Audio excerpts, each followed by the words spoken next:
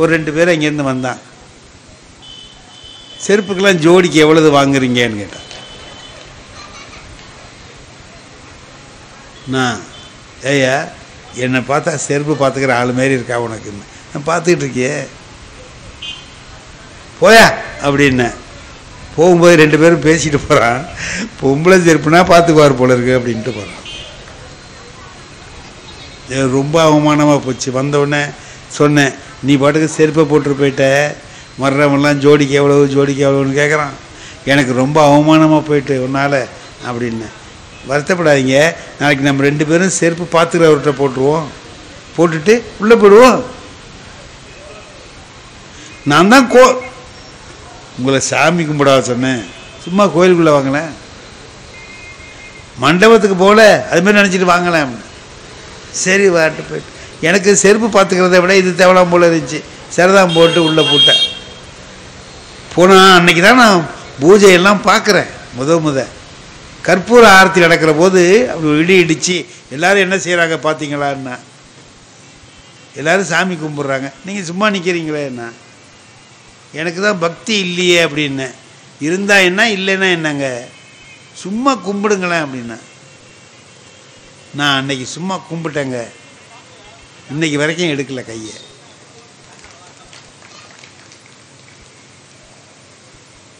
அதுக்கு பிறகு தான் நான் தேவாரம் படிக்கிறேன், திருவாசகம் படிக்கிறேன். அது வரைக்கும் நான் தொடலை. தமிழ் படித்தவன் தான், ஆனால் அதெல்லாம் படிக்கலை. பக்தி இலக்கியத்தெல்லாம் படிக்கப்படாதுன்னு நினச்சிக்கிட்டு இருந்தேன். அதுக்கு பிறகு படித்தது தான் தெரிஞ்சுது அதில் தமிழ் எவ்வளவு இருக்குது. அதை புறக்கணிச்சிட்டு இருந்தமேன்னு நினச்சேன். அதில் ஒரு திருவாசகம் என் வாழ்க்கையே சொல்லுது. நாடகத்தால் உன் அடியார் போல் நடித்து நான் நடுவே வீடகத்தே புகுந்திடுவான் மிக பெரிதும் விரைகின்றேன் ஆடகச்சீர் மணிக்குன்றே இடையரா அன்பு உனக்கு என் ஊடகத்தே நின்று உருக தந்தருள் எம் உடையானே. மாணிக்க வாசகர் பாடுறார். இது என்ன தெரியுமா, அவர் சொல்றார், நாடகத்தில் நடிக்கிறவன் வேஷம் போடுற மாதிரி நான் வேஷம் போடுறேன்ப்பா, உன் மேலே பக்தி உள்ளது மாதிரி இந்த பக்தியை உண்மையான பக்தியாக மாற்று அப்படின்னு மாணிக்க வாசகர் சொல்கிறார். அவர் கேட்டுக்கிட்டார். நான் கேட்காமலே என்னுடைய பக்தியை உண்மையான பக்தியாக இறைவன் மாற்றினான். அதுக்கு துணை நின்றது யார்? மனைவி தான். மனைவி அந்த மாதிரி என்னை வழி நடத்தலைன்னா நான் அந்த வழிக்கு போயிருக்க மாட்டேன். இப்போ திருநீலகண்டரை வழியை மாற்றி நல்வழிக்கு மாற்றியவர் யார்? அவருடைய மனைவி இல்லையா? ஒரு வார்த்தை இவன் எதிலடா அடங்குவான்னு பார்த்தா, எதில் அடங்குவான்? திருநீலகண்டத்தை சொன்னா அடங்குவான்.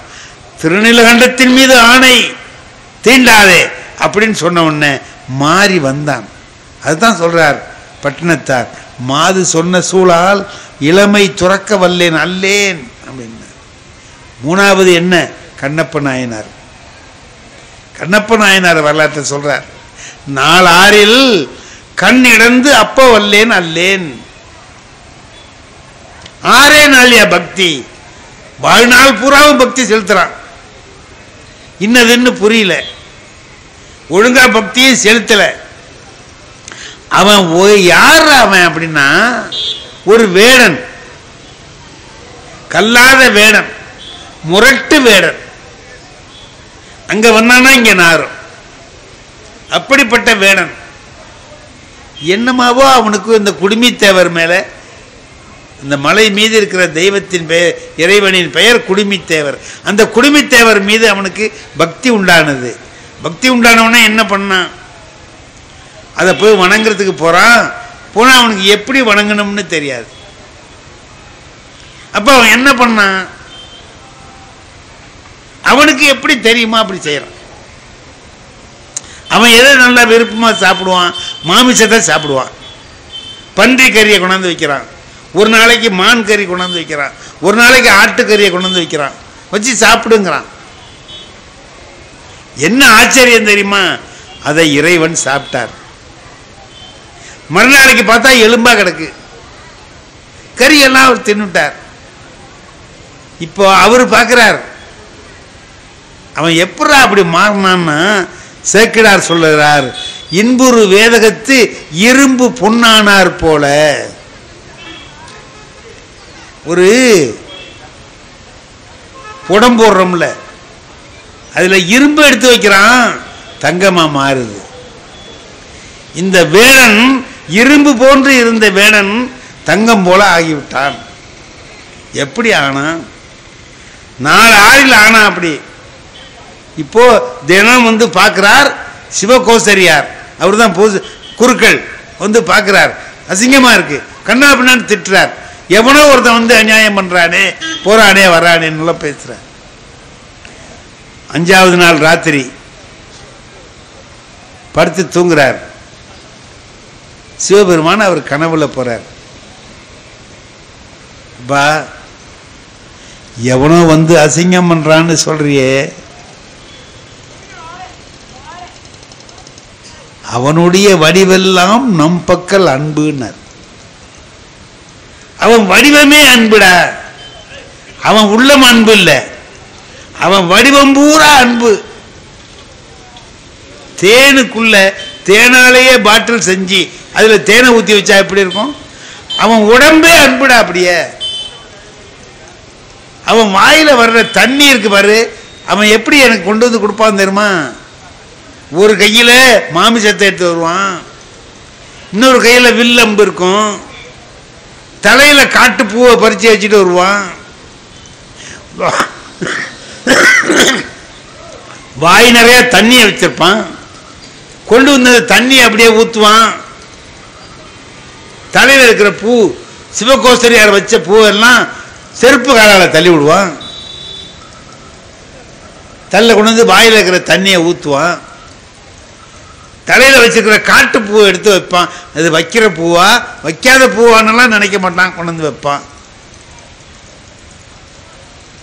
இதை வச்சு தின்னும்பா. நான் திங்கிறேன். நீ நினைப்ப இது மாதிரிலாம் செய்யறானே, வாயிலிருந்து தண்ணியை ஊத்துறானேன்னு கேட்ப.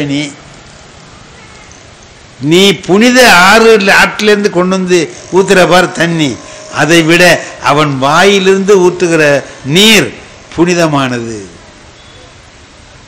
யார் சொல்றா? சிவபெருமான் சொல்றார். அவனை தின்னு அப்படின்னு சொல்றான் பாரு, நீ சொல்ற மந்திரத்தை விட உயர்ந்தது. அவனுடைய அன்பு நான் துய்த்து துய்த்து மகிழக்கூடிய அன்பு அப்படின்லாம் சொல்றார். அவன் எவ்வளவு அன்பு உள்ளவன்கிறத நாளை நீ ஒளிந்திருந்து பார். என்ன செஞ்சான்? மறுநாளைக்கு ஒரு காரியம் செய்யறான், இங்கேருந்து வர்றான், கையில கறியை எடுத்துக்கிட்டு அதை எடுத்துக்கிட்டு இப்படி வர்றான். வழக்கப்படி கண்ணுல இருந்து ரத்தம் ஊத்துது, வலது கண்ணிலிருந்து ரத்தம் வழியுது. இவனுக்கு என்ன செய்யறேன்னு தெரியல. என்ன இப்படி வருதே? ஓடி போய் பச்சையில அது இதை பறிச்சு கொண்டாந்து புளிஞ்சு ஊத்துறான். இன்னும் நிக்கல. டக்குன்னு அவனுக்கு ஒரு நினைப்பு வருது, ஊனுக்கு ஊன், ஊனுக்கு ஊன். ஒரு இடத்துல சதை கிழிஞ்சு போச்சுன்னா வேறு இடத்துல இருந்து சதையை எடுத்து அந்த இடத்துல வைக்கலாம் அப்படிங்கிறது அவங்களுக்கு வேடர்களுக்கு தெரிஞ்ச ஒரு வைத்தியம். ஊனுக்குன்னா அந்த ஊனுக்கு நம்ம ஊனை வச்சா சரியா போயிடும் இல்லையா? ஆமா. அப்ப அவர் கண்ணில் ரத்தம் வருது, அதானே நம்ம கண்ணை எடுத்து வச்சா சரியா போயிடுமே. இப்ப என்ன பண்ணான்? எடுத்தான், அம்பால கண்ணை பிடுங்கினா, கொண்டு போய் வச்சான். அதுக்கு பிறகுதான் ரத்தம் நின்றுச்சு. ஆஹா, என்ன அருமையான காரியம் நான் செஞ்சிட்டேன் தெரியுமா?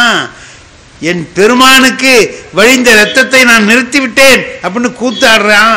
ஆடும்போதே பார்க்கறான், அடுத்த கண்ணில் ரத்தம் வருது, இடக்கண்ணில் ரத்தம் வருது.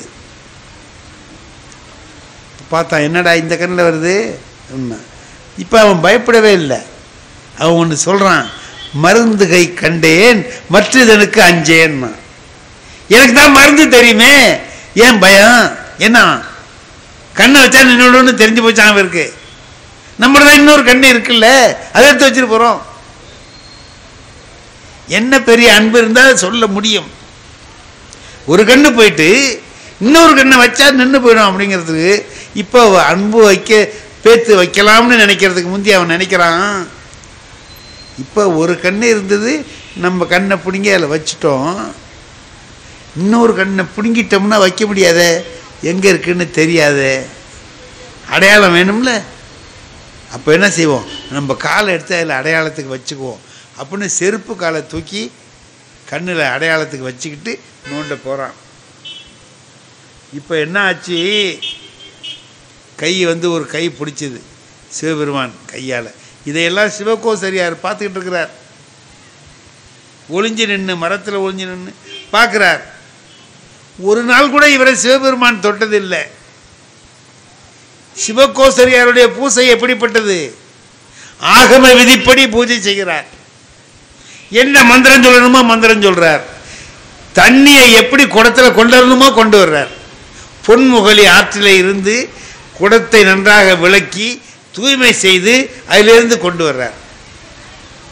என்ன ஆகாரத்தை எப்படி நேம நிஷ்டையோடு செய்யணுமோ அப்படி செஞ்சு கொண்டாந்து படைக்கிறார். இவ்வளவு படைச்ச என்ன ஒரு நாள் கூட சிவபெருமான் என் கையை பிடிச்சதில்லை. இவன் கறியை கொண்டு போய் வைக்கிறான், வாயில தண்ணி கொண்டாந்து ஊத்துறான், தலையில பூவை வச்சுட்டு வரான். ஏதாவது முறை தெரியுதா இவனுக்கு? தெரியாமலே இப்படிலாம் செய்யறான். ஆனால் சிவபெருமான் அவனை கையால பிடிக்கிறார். அவர் கை இங்க பட்டுது. படும்போது என்ன சொல்லிட்டு செய்யறார், நெல்லு கண்ணப்ப நெல்லு கண்ணப்ப. எப்படி பரஞ்சோதி சிறு தொண்டர் ஆனாரோ அது மாதிரி திண்ணன் என்ற பெயருடைய வேடன் கண்ணப்பன் ஆயிட்டான். கண்ணை எடுத்து அப்பியதனாலே அவன் கண்ணப்பன். யாரு சொல்றா கண்ணப்பன்கிற பேரு? சிவபெருமானே சொல்றார். கலைமலிந்த சீர் நம்பி கண்ணப்பருக்கு அடியேன் சேர்க்கிறார் சுந்தரமூர்த்தி சுவாமிகள் திருத்தொண்டர் தொகையில் சொல்றார். எதுக்கு சொல்றேன், நல்லா இந்த என்ன தெரியுது இதுலன்னு கேட்டீங்கன்னா, ரெண்டு வகையான பூஜை இருக்கு. ஆகம ரீதியான பூஜை ஒண்ணு, அன்பு வயப்பட்ட பூஜை ஒண்ணு. அன்பு வயப்பட்ட பூஜைக்கு இதுதான் செய்யணும் இது செய்யக்கூடாதுங்கிற வரைமுறைகள்லாம் கிடையாது. எதை வேணாலும் செய்யலாம். ஒரே ஒரு வரையறை தான், அன்பு இருக்கா இல்லையா. அன்பு இருந்தால் அதை செய்யலாம். இப்போ அபு பென் ஆடம்னு ஒரு இங்கிலீஷ் கதை எங்களுக்கு வந்துச்சு அந்த காலத்தில் நாங்கள் படிக்கிற போது. அபு பென் ஆடம்னு ஒருத்தன் இருக்கிறான். அவன் சின்ன பையன், எல்லாருக்கும் உதவி செய்வான். ஏதாவது சாமான் வாங்கணும்னா உடனே ஓடி போய் வாங்கிட்டு கொடுப்பான். யாராவது பார்வை இல்லாதவங்க நின்றுக்கிட்டு இருந்தாங்கன்னா அவங்கள எங்கே கொண்டு விடணுமோ கொண்டு போய் விடுவான். இப்போ எழுத தெரியாத பிள்ளைகளுக்கு எழுத கற்றுக் கொடுப்பான். இது சின்ன சின்ன உதவிகள் அவனால் முடிஞ்சதெல்லாம் செஞ்சுக்கிட்டே இருப்பான். ஒரு நாள் ராத்திரி தூங்கிட்டு இருக்கிறான், ஏதோ சத்தம் கேட்குது, முழிச்சு பார்க்குறான், ஒரு தேவதை நின்றுக்கிட்டு எழுதிக்கிட்டு இருக்கு. முழிச்சவன் கேட்குறான் தேவதை கிட்ட, என்ன எழுதிட்டு இருக்கிற நீ அப்படின்னு கேட்டான். கடவுள் பக்தி ரொம்ப உள்ளவங்க யார் யார் அப்படின்னு நான் ஒரு பட்டியல் தயாரிக்கிறேன், லிஸ்ட் எடுத்துக்கிட்டு இருக்கிறேன். கடவுள் பக்தி உள்ளவங்க யார் யார் இந்த ஊரில் இருக்காங்கன்னு லிஸ்ட் எடுக்கிறேன். என் பேர் இருக்கான்னு கேட்குறான் அபு பென் ஆடம். என் பேர் இருக்கா பார்த்துது, இல்லையப்பா உன் பேர் இல்லை. இப்போ கடவுள் பக்தி எனக்கு இல்லைன்னு அர்த்தமா? என்ன இப்படி சொல்லிட்டே நீ? சரி போ விட்டுட்டான். மறுநாள் தூங்கிட்டு இருக்கிற போது சத்தம் கேட்குறது, எழுதிச்சு பார்க்குறான், வேற ஒரு தேவதை இதே மாதிரி எழுதிக்கிட்டு இருக்கு. நீ என்ன எழுதுறேன்னு கேட்டான். கடவுள் யார் யார் மேல அன்பு வச்சிருக்காருன்னு லிஸ்ட் எடுக்கிறேன். நேத்தி யார் யாரெல்லாம் கடவுள் மேல பக்தியா இருக்கிறாங்க லிஸ்ட். இன்னைக்கு கடவுள் யாருக்கிட்ட பக்தியா இருக்கிறார் லிஸ்ட் எடுத்துட்டு இருக்கேன். என் பேர் இருக்காருன்னா உன் பேர் தான் முதல் பேரா இருக்குன்னு. உன் பேர் தான் முதல் பேர். நீ எப்போ மனிதர்களுக்கு சேவை செய்யறியோ அப்போ கடவுள் உன்கிட்ட பக்தியா இருக்கான். கடவுள்கிட்ட பக்தியா இருக்கிறத விட திருமூலர் அதை சொல்றாரு பார்த்தீங்களா, படமாடும் கோயில் பகவர்க்கு ஒன்று ஈயின், நடமாடும் கோயில் நம்பர்க்கு அங்கு ஆகா. நடமாடும் கோயில் நம்பர்க்கு ஒன்று ஈயின், படமாடும் கோயில் பகவர்க்கு அங்கு அது ஆமே. நீ எல்லா மனிதர்களுக்கும் எப்ப உதவி செய்யறியோ அப்ப கடவுள் உன்னை நோக்கி வருவான். ஒரு டால்ஸ்டாயினுடைய ஒரு கதை இருக்குங்க, அதை மட்டும் சொல்லி நான் முடிச்சுடுறேன். என்ன பக்தி என்பது என்னங்கிறத அவர் சொல்றார். நாளைக்கு கிறிஸ்துமஸ், நாளைக்கு காலையில், இன்னைக்கு ராத்திரி கிறிஸ்துமஸ், காலையில் கொண்டாடுவாங்க எல்லாரும். ஒரு பெரிய பணக்காரர் நின்றுக்கிட்டு, கடவுளே என் வீட்டுக்கு நீ எழுந்தருள மாட்டாயா, வரமாட்டியா அப்படி அப்படின்னு சொல்லிட்டு ரொம்ப பக்தியோட உருகிறார். அதே மாதிரி ஒரு பெரிய ப்ரொஃபஸர், பேராசிரியர், ரொம்ப படித்தவர், அறிவாளி, அவரும் கூப்பிடுறார், வா என் வீட்டை நோக்கி வரமாட்டாயா, பரமண்டலத்தில் இருக்கிற பிதாவே அப்படி அப்படின்னார். கடவுள் பார்த்தார், உன்னெல்லாம் கூப்பிட்டுக்கிட்டே இருக்கிறானுவ, போவோமே, சும்மா இங்கே இருக்கிறத போயிட்டு தான் வருவோமே. ராத்திரி 12 மணி, அது ரஷ்யாவில் எப்படி இருக்கும், குளிர் தாங்க முடியல, எங்கே பார்த்தாலும் பனிக்கட்டியாக இருக்கு. இவர் நல்ல உடை கூட இல்லை, போகிறார். அந்த பணக்காரன் கூப்பிட்டான் பாருங்க, அவன் வீட்டில் போய் பங்களாவில் போய் கதவை தட்டினார்.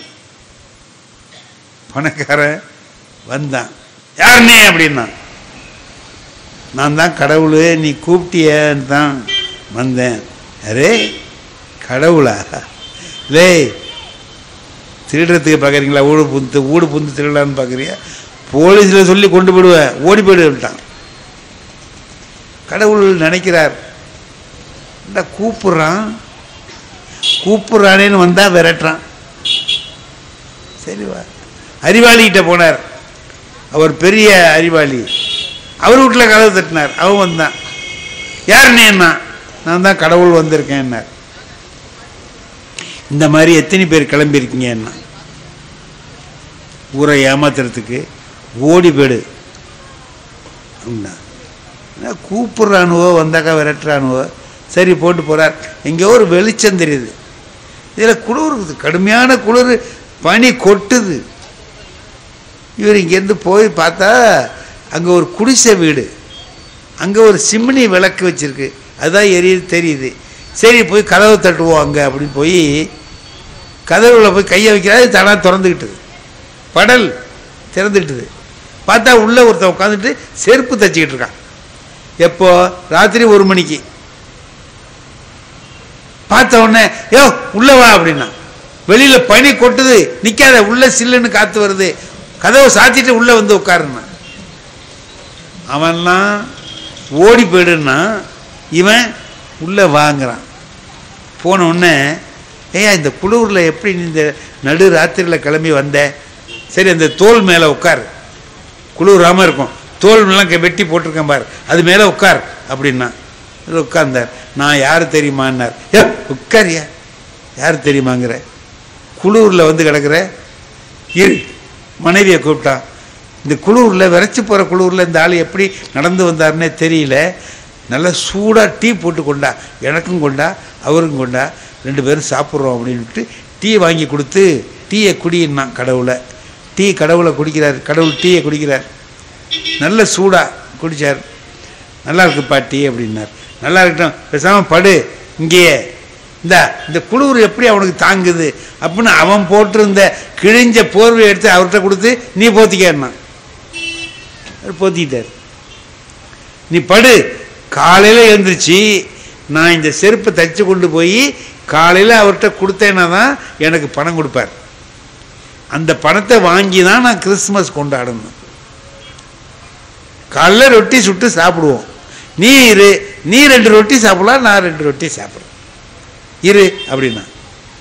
இல்லை எனக்கு கொஞ்சம் வெளியில் வேலை இருக்குது, நான் யாருன்னு சொல்லிட்டு போகிறேன்னார். நீ யாருன்னு சொல்ல வேணா, உட்கார் பேசாமல். இல்லைல்லப்பா நான் போகிறேன்னா. போவாதே, இந்த குளூரில் போய் நான் விரைச்சி போயிடுவேன், செத்து போயிடுவேன், நீ போவாதே அப்படின்னா. இல்லை நான் போகணுன்னா. போய் கதவை திறந்து வச்சுக்கிட்டு சொன்னான், நான் யாருங்கிறதே கேட்க மாட்டேங்கிறியே நீன்னா. நீ வந்ததுலேருந்து யார் யாருன்னு சொல்லிட்டே இருக்கிறியே, சொல்லி தொலை அப்படின்னா. நான் தான் கடவுள் அப்படின்னா. ஏயா இதை ஒரு சேதின்னு சொல்கிறியே, சொல்லலாமா? இந்த ராத்திரியில் என் வீட்டுக்கு கடவுளை தவிர வேற எவன்டா வருவான்னு. இதான் கதை முடிஞ்சு வச்சு. இந்த ராத்திரியில் இந்த குளிரில் என் வீட்டு டீயை குடிக்கிறதுக்கு கடவுளை தவிர வேற எவனால் வர முடியும்னு கேட்டான். டால்ஸ்டாய் எளிமையில் தான் இறைவனை பார்க்க முடியும்னு, எளிமையில் தான் இறைவனை பார்க்க முடியும்.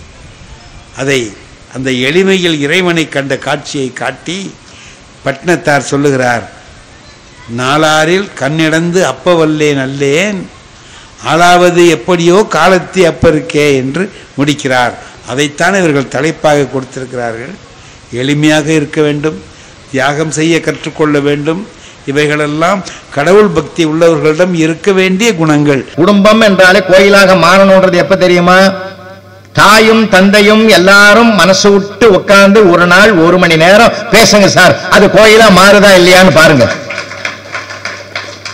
மாறுதா இல்லையான்னு பாருங்களேன். நிச்சயம்.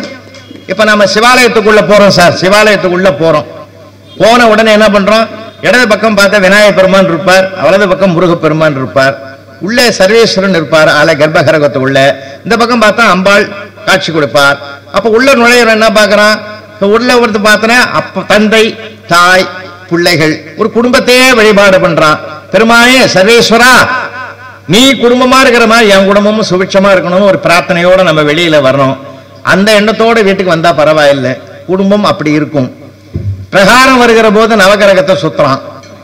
9 முறை சுத்தி அது மனதுல பதிஞ்சு போகுது. 9 கிரகங்களும் ஒண்ணு பார்க்கவே பார்க்காது. குடும்பமும் அப்படித்தான் இருக்கிறான். இவன் அவனுக்கு பிடிக்கல, அவன் இவனுக்கு பிடிக்கலன்னு இருக்கிற 5 பேருக்குள்ளே ஒற்றுமை இல்லைன்னா என்ன இருக்கு சொல்லுங்க பார்ப்போம். அது கருவிகள் பிரித்தாளுது. இப்போ பதைச்சு போன ஒரு வீட்டில் ஒரு அம்மா ஸ்டெல்லு டேபிள்ல பார்க்கறான், அமைப்பாளர் வீட்டில் பார்க்கறான், அது அலறுது செல்லு. பார்த்தா பகீர்னு ஆகி போச்சு. ஹஸ்பண்ட் 1 ஹஸ்பண்ட் 2ன்னு போட்டுக்குது. தாயே இருக்கிறது ஒருத்தன் தானே, ஏன் இப்படி என்ன இல்ல அவர் 2 நம்பர் வச்சிருக்கிறாருன்னு. அவன் 2 நம்பர் வச்சுக்கிறத அப்படியா ஸ்டோர் பண்றது? அப்ப நம்ம இதுக்கு கூட பாடம் நடத்த வேண்டிய நிர்பந்தம் வந்துட்டுதா இல்லையா? சார் எங்க தாத்தா எங்க பாட்டி சொல்லி கொடுப்பாங்க சார், தேவரி தாத்தா அவர்களுக்கு அநேக நமஸ்காரம். என்ன அழகான பண்பட்ட வார்த்தைகள் இன்னும் மறக்க முடியாது. அந்த கடிதத்துல நான் சேர்த்து வச்சிருக்கேன் சார். கடிதம் ஒரு பண்பாட்டை வளர்த்தது தெரியுமா?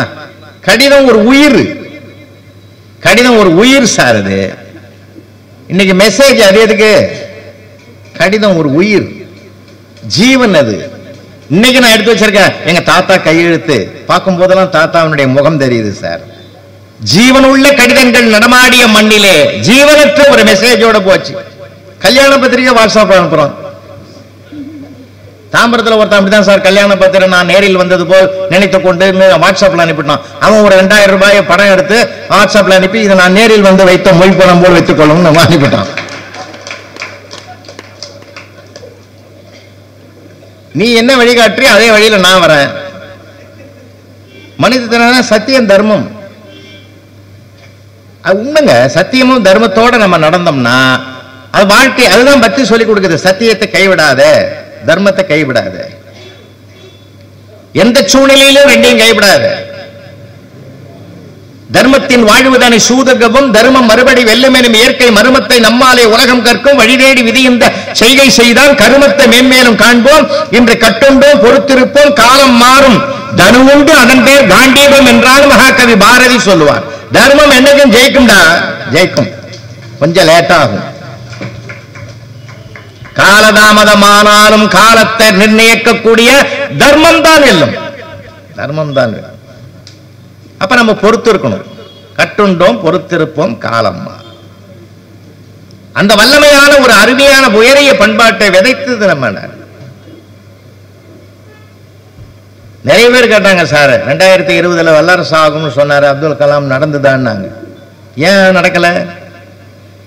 கொரோனா காலத்துல எண்ணி 11 மாதத்துல ஒரு மருந்தை கண்டுபிடிச்சு உலக நாடுகளுக்கு நம்ம உதவணுமே, அதை விட வல்லரசு என்னையா வேணும்? அடுத்தவனை அழிப்பது வல்லரசு அல்ல, அடுத்தவனை காப்பாற்றுவதுதான் வல்லரசு. நம்ம வல்லரசுக்கு அர்த்தம் தெரியணும். நல்லரசு எதுவோ அதுதான் வல்லரசு. எவ்வளவு விஷயங்கள் இருக்கு. அதனால தான் நான் உங்களை வணங்கி கேட்கிறேன். அவன் நிறைய கோடிக்கணக்கில் சம்பாதிக்க வேணாம். நல்ல மனிதன் என்ற பெயரோடு வலம் வந்தால் போதும். என ஒரு பண்புள்ள மனிதனாக மதிக்கத்தக்கது. யார் ஒருவரை பார்த்து நம்மை அறியாமலே கை வணக்கம் செலுத்துகிறதோ அவன் நல்ல மனிதன் அர்த்தம். நல்லவர்கள் கிடைக்கிறது போதும். நல்லதுன்னா சார் உருவாகணும், நல்லவர்கள் உருவாகணும். அந்த நல்ல பண்புகளை நமக்கு நிறைய கதைகள் எம்பெருமான் ஸ்ரீ ராமானுஜருடைய வரலாறு சொல்லிக் கொடுக்கும்.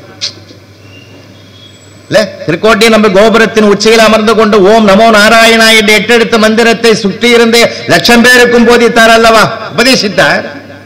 அதுல ஒருத்தன் ஓடி போய் குரு கிட்ட சொல்லிட்டான். அது அந்த காலத்துல அந்த பழக்கம் வந்திருக்குது. போல் சொல்றது குரு கிட்ட ஓடி போனான். அவன் நல்ல பேர் வாங்கணும்ல குரு கிட்ட. அங்கிருந்து ஓடி போய் இந்த மாதிரி உங்களுடைய ஆணையை மீறி விட்டான். விசாரிக்கிறாரு குரு. ஆச்சாரிய பெருமகனை கூட்டு எதிரில் விசாரிக்கிறார். ஆணையை மீறினாயா? மீறினேன். மீறினால் என்ன தண்டனை கிடைக்கும் தெரியுமா? நரகம் கிடைக்கும். நரகம் கிடைக்கும் என்று தெரிந்திருந்துமா இதை செய்தால்? குருவே, ஓ நமோ நாராயணா என்ற 8 எழுத்து மந்திரத்தை பிரத்யாரத்தை குருவினுடைய ஆணை மீறி சொல்லக்கூடாது என்பது உண்மை. ஆனால் அந்த சத்தியத்தை தர்மத்தை நான் மீறி 1,00,000 பேருக்கு நான் சொல்லிவிட்டேன் என்றால் யான் ஒருவன் மட்டுமே நரகம் போவேன், கேட்டவர் அத்தனை பேரும் சொர்க்கம் போவார்கள் அல்லவா? குரு சொன்னார், ராமானுஜா இன்று முதல் நீ குரு, நான் சீடன். உலக வரலாற்றிலேயே குரு சீடனாகி சீடன் குருவான வரலாறு பெருமானார் உடையவர் சரித்திரத்தில் இருக்கக்கூடிய வரலாறு. அந்த பரந்த மனம், பரந்த பண்பாடு எவ்வளவு பெரிய விஷயம். அதனாலதான் சொல்றேன், இங்க இருக்கிறவங்களை வாழ்க்கையை கொண்டாடும் சார். ஆண்டவன் கொடுத்த வரப்பிரசாதம் வாழ்க்கை. வாழ்க்கையில இருப்பதிலே இழந்ததை பற்றி கவலைப்பட வேண்டாம். இந்த கொரோனாவில் அப்படி போயிடுச்சு இப்படி போயிடுச்சு, நம்ம பட்டுக்குமா, நமக்கு மட்டுமா அந்த பிரச்சனை? சர்வதேச பிரச்சனை சார், சர்வதேச பிரச்சனை. இன்னும் சொல்ல போனால் 2 விஷயத்தை நான் உங்களுக்கு நினைவுபடுத்துறேன். ஸ்ரீலங்கா பொருளாதாரத்தினுடைய மிகப்பெரிய அடிமட்டத்துக்கு போனது நம்ம கண்கூடாக தெரியுது. Malaysia, Singapore, Hong Kong, Thailand, Dubai இதெல்லாம் சுற்றுலா தலங்களாக மாறி இருந்து தன்னுடைய ஜீவனை நடத்தி கொண்டு வந்தது. இந்த 2 ஆண்டுகள்ல அவங்களும் திணறிக்கிட்டு இருக்காம போறோம், வெளியில தெரியல. ஆனால் ஆன்மீகத்தை ஆணிவேராக கொண்ட நம்ம பாரத பூமி தான் தடுமாற்றத்திற்கு ஆளாகாமல் இன்றும் தலை நிமிர்ந்து நிற்கிறது. பெருமை அடையணும். காரணம் நம்முடைய குடும்ப வாழ்க்கை முறை அப்படி, நம்ம நம்பிக்கை எப்படி, நம்ம நம்பிக்கை எப்படி. அதனால தான் மீண்டும் நாங்கள் நினைவுபடுத்துறேன். ஒரு செடி வளர்கிறது என்றால், ஒரு செடியை வளர்க்கிறோம், ஆடு மாடுகள் மேயாமல் பாதுகாத்து அந்த செடியை வளர்த்து விட்டால் அது மரமாகி எந்த ஆடு மாடுகள் அந்த செடியை மேய்வதற்கு வந்தனவோ அத்தனை ஆடு மாடுகளும் அந்த மரத்தின் நிழலிலே படுத்து ஓய்வெடுக்கும். நம்முடைய ஆன்மீகம் பக்தி மார்க்கமும் அந்த நம்பிக்கை என்ற செடிதான். அந்த நம்பிக்கை என்ற அந்த ஆன்மீக செடியை விருட்சமாக்குவோம். யாரெல்லாம் அதை எதிர்க்கிறார்களோ, நம்பிக்கையை தகர்க்க முற்படுகிறார்களோ அவர்களெல்லாம் கூட பிற்காலத்தில் அங்கே இளைப்பாறுவார்கள். இது சத்திய தர்மம். இந்த நம்பிக்கை தானே சார், நாளைக்குன்றது நம்பிக்கை தானே சார். அதனால காதற்ற விஷயம் மாறாத காண தூக்கி எறிட படினத்தார் தூக்கி எறிஞ்சிட்டு வெளியில வந்தார். இவரை பார்த்தார் பத்ரகிரியார், மிகப்பெரிய மகாராஜா, அவர் சகல சௌபாகியங்களும் நிறைந்தவர். அவர் பார்த்தார் துறை. அதனால சார் நம்ம இதுல பாருங்க, இல்லறம் துறவரம், அதுல கூட அறம் இருக்கு பாருங்க. துறதா போனாலும் அறம், இல்லறத்தில் இருந்தாலும் அறம். இது இல்லற தர்மம், அது துறவர தர்மம். ரெண்டுத்துக்கும் ஒண்ணு உண்டு. இது மாதிரி நீங்க ஒரு பண்பட்டது எங்க நீங்க பார்க்க முடியாது சார், பண்பட்டது எங்க பார்க்க முடியாது. அதனால நான் மீண்டும் சொல்றேன், இல்லறதான் இல்லறத்தோட சந்தோஷமா இருங்க, மகிழ்ச்சி தான் அங்க மையம். அங்க யார் யார் கோயில், நான் சொன்ன ஆரம்பத்தில் சொன்னேன், வீடு ஒரு கோயில், பள்ளி தலம் அனைத்தும் கோயில் செய்வோம்னா பாரதி. கோவில் இல்லாத ஊரில் குடியிருக்க வேண்டாம். கோவில்னு ஒண்ணு இருந்தாதான் சார் அந்த ஊரே நல்லா இருக்கும். ஏன்னா அத்தனை பேரும் ஒன்னால் சேர்ந்து ஒருமித்த ஒருமைப்பாட்டு உணர்வை வளர்க்கிற ஒரே இடம் நம்ம தேசத்து ஆலயம் மட்டும்தான். அது இல்லைன்னா ஒண்ணுமே கிடையாது. ஆலயம் தொழுவது சாலவும் நன்றுன்னா தமிழ்ல 4 சொல், பெயர்ச்சொல், வினைச்சொல், இடைச்சொல், உரைச்சொல். இந்த 4க்கு என்னடா உதாரணம்னா ஆலயம், தொழுவது, சாலவும் நன்று. அதனால எல்லாரும் கோவில்கள் வரோம். இதை அத்தனை பேரும் ஒன்னா சேர்க்கிறோமே. அந்த கணபதி ஆலயம்னு ஒரு ஆலயம் இருக்கிறதுனால இவ்வளவு பேரும் ஒண்ணா வந்து சேர்ந்திருக்கிறோம். ஒருமித்த மனதோடு வந்து ஒரு கூட்டு பிரார்த்தனை மேற்கொள்றோம். அப்ப மானுடத்தின் ஒற்றுமையை மகத்தாக செயல்படுத்துவது ஆலயம் ஒன்றுதான். அதனால்தான் சொன்ன ஆலயம் தொழுவது சாலவம். எவ்வளவு பெரிய விஷயம், எவ்வளவு பெரிய விஷயங்கள் கோவில். இன்னும் சொல்ல போனால் நீங்க வடக்க போக போக பாருங்க, மன்னர்கள் வாழ்ந்ததற்கான அடையாளங்கள் இருக்கும். இது அந்த ராஜா வாழ்ந்த மாளிகை, இந்த ராஜா வாழ்ந்த மாளிகைன்னு. தெற்கே வாங்க, சோழனுக்கோ பல்லவனுக்கோ பாண்டியனுக்கோ சேரனுக்கோ அவன் வாழ்ந்த வீட்டுக்கு எங்கேயாவது அடையாளம் இருக்குதா? எங்கேயுமே கிடையாது. எழுதி வச்சுங்க, எங்கேயுமே கிடையாது. அவன் கட்டிய திருக்கோயில்களுக்கு அடையாளம் இருக்கிறது. அவன் கட்டின கோயில்கள் 1000 ஆண்டுகளை ஜெயித்து வானோக்கி நிமிர்கிறது. ஏன்னா கோவில தான் பெரிய வீடா கட்டினான். கோவில தான் அவனுக்கு ஜீவனே. ஒரு அம்மா நிறைமாத கர்ப்பிணி சார், நிறைமாத கர்ப்பிணி. ஜோதிடர் சொல்றார், கணிக்கிறார், ஒரு நாழிகை கழித்து இந்த பெண்ணுக்கு குழந்தை பிறந்தால் அந்த பிறக்கிற ஆண் குழந்தை ஏராளமான சிவாலயங்களை கட்டுவான் என்று ஜோதிடம் நிர்ணயிக்கிறது என்று சொன்ன போது அந்த அம்மா கேட்ட உடனே என்ன தலைகீழ தொங்க விடுன்னு சொல்லிட்டான். தோழியர்கள்லாம் வந்து அந்த அம்மாவை பிரசவிக்கிற நேரத்தில் தலைகீழ தொங்க விட்டாங்க. ஒரு நாளைக்கு கழித்து கீழே இறங்கினா குழந்தை பிறந்தது. தலைகீழாக இருந்ததுனால அந்த பிறக்கிற குழந்தை சிவந்த கண்களோடு பிறந்தான். அந்த சிவந்த கண்களோடு பிறந்த குழந்தைக்கு கோச்செங்கன் சோழன் பேர் வச்சாங்க. கமலவதின்றது அந்த அம்மா தாயார் பேரு. கமலவதி தலைகீழ தொங்கவிட்டு மரணத்தை அடைந்து விட்டார்கள். ஆனால் அதை கேள்விப்பட்ட கோச்செங்கன் சோழன் என்ற அந்த மன்னன் 70 சிவாலயங்களுக்கு மேல தமிழ்நாட்டில் கட்டினான். அப்போ எவ்வளவு பெரிய தியாகங்கள் நடந்திருக்குது, எவ்வளவு பெரிய தியாகங்கள் நடந்திருக்கு. சாதாரணமானதில்ல சார். நம்முடைய சமயத்தினுடைய வளர்ச்சி, சமயத்தினுடைய எழுச்சி, பக்தியினுடைய தோற்றம் வளர்ச்சி, அதனுடைய முதிர்ச்சி ஒருவரால் அல்ல, பல காலங்களில் பல பேர்களால், ஞானிகளால், முனிவர்களால், வேத விற்பனர்களால் இது வளர்க்கப்பட்ட ஒரு அற்புதமான சமயம். சாதாரணமானதல்ல. இதனுடைய வேர் பறந்து விரிந்த மிக பிரம்மாண்டமான வேறு. இதை யாராலும் அசைக்கவே முடியாது. நாளுக்கு நாள் வளருமே தவிர இது தளரவே தளராது, வாய்ப்பே கிடையாது. அப்படிப்பட்ட ஒரு பக்தி மார்க்கம் செழித்த பூமி. சாதாரண எவ்வளவு பெரிய பண்பா. அதனால சொன்ன பத்ரகிரியார் அத்தனையும் தூக்கி எறிஞ்சிட்டு வந்தாருன்னு சொன்னல. ஒரு மடத்துல ஒரு பக்கமா பட்டினத்தார் உட்கார்ந்துங்கிறார், அந்த பக்கமா எதிரில் பத்ரகிரியார் உட்கார்ந்துங்கிறார். அங்கிருந்து ஒருத்தன் வந்தான், இவரை பார்த்துட்டு ஏதாவது யாசகம் கொடுங்களேன்னா பட்டினத்தார. அவர் சிரிச்சுக்கிட்டே சொன்னாரு, அதை எதிரில் மகாராஜா உட்காந்துங்கிறாரு பாரு, அவரை போய் கேளு.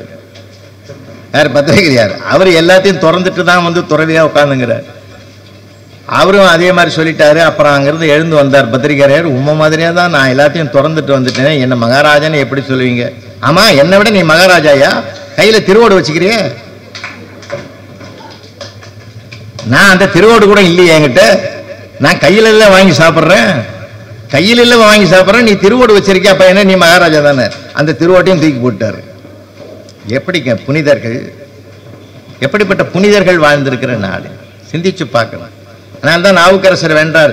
மனமெனும் தோணி பற்றி மதியனும் கோலை ஊன்றி சினமெனும் சரக்கு ஏற்றி செறிகடல் ஓடும் போது மதனெனும் பாறை தாக்கி மறியும் போது அறிய உண்ணாது உணை உணர்வை நல்காய் ஒற்றியூருடைய கோவில் திருவொற்றியூரில் இறைவனை வென்றார். அப்பா, உன்னை நினைக்கிற ஆத்மார்த்த பிரார்த்தனை பண்றக்கூடிய மனசை எனக்கு இப்பயே கொடு. பிற்காலத்துல சம்சார கடல்ல நான் மூழ்கிட்டேன்னா உன்னை நினைக்கிற எண்ணம் வராதப்பா, இப்பயே கொடுத்துருவோன்னு பிரார்த்தனை பண்ற. இப்ப தர்மம், அதனால தான் நான் சொல்றதுங்க, இல்லறத்துல இருக்கிறீங்களா இல்லற தர்மத்தோட இருங்க, துறவரமா துறவர தர்மத்தோட இருக்கு. உலகத்திலே அந்த துறவு என்பது சாதாரணமானதல்ல. அத்தனையும் துறப்பதுதான் மிகப்பெரிய துறவு. நம்ம கண்கண்ட தெய்வமாக காஞ்சி மகா பெரியவரை பார்த்திருக்கோம். பெரிய அவரை நம்ம நினைச்சு அவர் வாழ்ந்த அந்த காலத்தில் நம்ம இருந்தோம்ன்றது பெரிய புண்ணியம், பெரிய பாக்கியம், பெரிய பாக்கியம். உலகமே கண்டு வணங்கக்கூடிய மாபெரும் தெய்வம். உலகம் ஒரு வீடு, இந்தியா அதன் பூஜை அறி என்று சொன்னவர். அதுல பெரிய வரலாறே இருக்கு. அதனால நமக்கு அந்த பாக்கியத்தை நினைச்சு நம்பிக்கையோட வாழ்க்கையை நடத்தும். நல்லா இருக்கும், சந்தோஷமா இருக்கணும் சார். வாழ்க்கை என்பது வாழ்வதற்காக கடவுள் கொடுத்த கொடை. அது இப்ப இருக்கிறதே சந்தோஷமா. 1000 குறைகளை சொல்றதுல என்ன பிரயோஜனம் இருக்கு? குறைகளை தவிர்த்து நிறைகளை. ஏன்னா நான் வந்து உட்கார்ந்த போது கூட சங்கரா டிவியில நம்ம நண்பர் ஐயா வந்து அந்த மெய்ப்பொருள் நாயனார் சரித்திரத்தெல்லாம் சொன்னார். மெய்ப்பொருள் நாயனாரை நேருக்கு நேர் வெல்ல முடியாது என்று கருதி முத்தநாதன் ஓலைச்சுவடிக்குள்ளே வாளை மறைத்துக் கொண்டு வந்து ஆகமத்தை போதிப்பது போல அருகில் வந்து உட்கார்ந்து அவர் தலையை கொய்து விடுகிறான். தத்தன் என்ற வாயிற்காவலன் வந்து தடுக்கிறான். தத்தான் அமரேகான் என்று தடுத்து ஆட்கொண்டு அவரை எல்லைக்கு வரைக்கும் கொண்டு போய் பாதுகாப்பா விடுனார். பகைவனுக்கும் அருள்வாய் நன்னெஞ்சேன்னு சொல்லி கொடுத்த பக்தி மார்க்கம் நம்முடைய மார்க்கம் சார், சாதாரணமானதில்லை. அதனால தர்ம சிந்தனைகளை பிள்ளைகளுக்கு சொல்லிக் கொடுங்க. அம்மாவால தான் முடியும், அம்மா தான் முதல் தெய்வம். அதனால தான் தாயிற் சிறந்த கோவில் இல்லைன்னு. சின்ன குழந்தைகள் என்ன சொல்றாங்க, எனக்கெல்லாம் அந்த மாதிரி விளையாட்டுலாம் பண்ணி கொடுத்தாங்க. இப்பெல்லாம் இருக்குதோ இல்லையோ, எங்க கொடுக்குறாங்க, ஒரு வெள்ளி கிண்ணத்துல பால் சாதத்தை போட்டுட்டு கொடுத்துட்டு செல்ல கையில கொடுத்தா அதுவே பார்க்குது, அதுவே சாப்பிடுது. எவ்வளவு சாப்பிட்டோம்னா அதுக்கும் தெரியல, எவ்வளவு வச்சோம்னா அம்மாவுக்கும் தெரியல. இல்ல ரொம்ப தர்ம சங்கடம். அப்பெல்லாம் அப்படி கிடையாது. உள்ளங்கையை நீட்ட வச்சு முழங்கையை வச்சு பப்பு கடைன்னு அம்மா சொல்லி கொடுத்து, இது பருப்பு பூவா, இது நெய் பூவா, இது ரசம் சாதம், இது மோர் சாதம் எல்லாத்தையும் போட்டு பிசைஞ்சு அம்மாவுக்கு ஒரு ரூபாய், அப்பாவுக்கு ஒரு ரூபாய், தாத்தா பாட்டி பெரியப்பா சித்தப்பா அண்ணன் அண்ணி அக்கா தங்கன்னு உறவுகள் அத்தனை பேரையும் உணவோடு உணர்வுள்ள உறவையும் சொல்லி கொடுப்பது. என்ன லெசன் நடக்குது பாருங்க. உறவையும் சொல்லி கொடுத்து கடைசியில உனக்கு கடைசியிலன்னு சொல்லி கொடுத்து எல்லாரும் கொடுத்து நீ சாப்பிடணும்ன்ற பண்பாட்டை சொல்லி அந்த குழந்தைக்கு நண்டு ஊறுது நரி ஊறுதுன்னு ஒரு பாட்டை சொல்லி அப்படியே பக்கவாட்டத்தில் அது சிரிப்பதற்கான ஒரு முயற்சியை மேற்கொண்டு கிச்சு கிச்சு மூட்டுவான். அந்த குழந்தை கலகலன்னு சிரிக்கும். என்ன அர்த்தம் தெரியுமா? அடுத்தவர்களுக்கு கொடுக்கிற போது சிரித்து கொண்டே கொடுக்க வேண்டும் என்ற பண்பாட்டை சொல்லி கொடுத்து வளர்த்த மண்ணியா அந்த மண் எல்லாம் போச்சே. நம்ம எப்படி இருக்கிறோமோ அப்படித்தானே மாறுது. எல்லாமே போச்சே. யார் கொடுத்தாலும் வாங்காது, யார் முகத்திலையும் முழிக்காது, 2 அடி தள்ளி நில்லு. எவ்வளவு கொடுமைக்கு வந்தோம் சார். எப்படிலாம் மனுஷன் மாறினான் தெரியுமோ உண்மையிலேயே. எங்க சின்ன மாமனார் சார், அவர் 2வது வேலை வரும்போது கூட அவர் அது என்னமா ஒரு நல்லா மாஸ்கெல்லாம் போட்டு ஜம்முன்னு அப்படி வாக்கிங் போகிறதுக்கு குறையவே குறையாது. ஒரு நாள் நம்ம தெரு பக்கமாக போனார். ஐயோ போகிறாரு, சும்மா காலங்காத்தால் போகிறாரு, காப்பி சாப்பிட்டாரு இல்லையோன்ட்டு. மாமா வாங்கன்னு ஹாலில் உட்கார வச்சு உள்ளே போய் ஒரு டம்ளர் காப்பி அழகாக சூடாக கொண்டாந்து கொடுத்தேன் சார். மாஸ்க் எடுத்துட்டு சாப்பிட்டார். சாப்பிட்டு கண் கலங்கி நின்னார். ஏன் மாமா என்னாச்சு? என்ன? அதெல்லாம் ஒன்றும் இல்லைடா, பெத்த புள்ள கூட என் மேலே அவ்வளோ அக்கறையா இல்லை. எங்கள் மாப்பிள்ளைன்ற ஒரு உரிமையில நீ வந்து எனக்கு இவ்வளோ செய்யறியடா. காலங்காத்தால இந்த சின்ன மாமா நல்லா இருக்கணும்னு கபசர குடிநீர் கொடுத்த பத்தியா?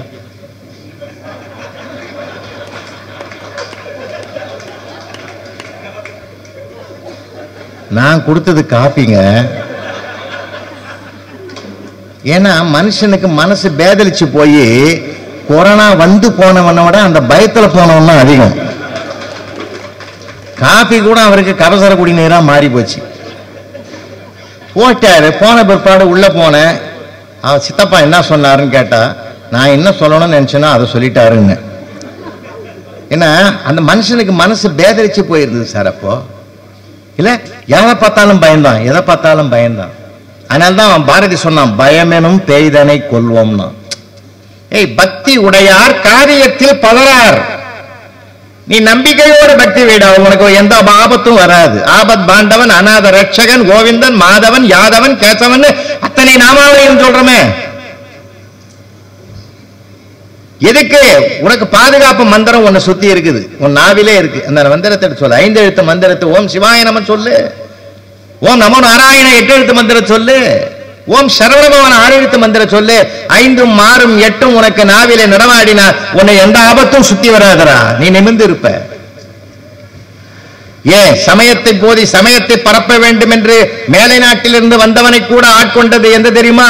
மாணிக்க வாசகர் தந்த உயர்ந்த ஒரு தொடர் தான் அவனையும் ஆட்கொண்டது. டாக்டர் ஜியு போப்புன்றவர் தன்னுடைய நாள் டைரியில முதல்ல எழுதுற வார்த்தை என்ன தெரியுமா? இமைப்பொழுதும் என் நெஞ்சில் நீங்காதான் தாழ் வாழ்கன்னு அந்த மணிவாசகர் தந்த மணியான தொடரை எழுதிட்டு தான் டைரி எழுதுவார். எப்படிலாம் இருந்திருக்கு.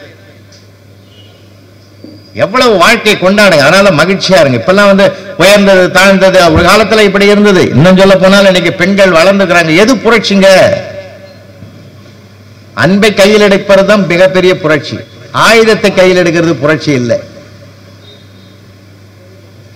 போர்க்களத்தில் அடுத்தவனை வெல்பவனுக்கு வீரன்னு பேரு, 5 புலன்களையும் அடக்கிறவனுக்கு மாவீரன்னு பேரு இல்ல. இன்னும் சொல்ல போனாலும் இங்க இருக்கிற சபையில் இருக்கிற அத்தனை பேருக்கும் சொல்றேன், ஐயா எத்தனை 100 ஆண்டுகள் வாழ்வோமா? இதுக்குள்ள நீயா நானா, நான் யார் தெரியுமா, நீ யார் தெரியுமா, என் பட்டம் என்ன, என் பதவி ஒரு மண்ணும் கிடையாது. நான் போற இடங்கள நீயா நானா என்பது வாழ்க்கை அல்ல, நீயும் நானும் என்பதுதான் வாழ்க்கை. நம்ம தாத்தா பாட்டியா தானே சார் சொல்லி கொடுத்தாங்க.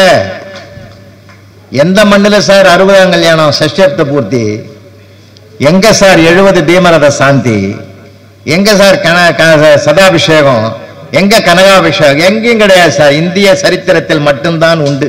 நம்ம நாட்டினுடைய சொத்து அது. வாழ்க்கையை கொண்டாடலாம் சார். எனக்கு 12 வருஷத்துக்கு முந்தி திருக்கடையூர்ல 60 பிரம்மாண்டமா நடந்தது. ஆஸ்திரேலியாவில இருந்து என் ஃப்ரெண்டு வந்தான், கேட்டான் பாரு ஒரு கேள்வி, அதே ஒய்ஃபா தான்.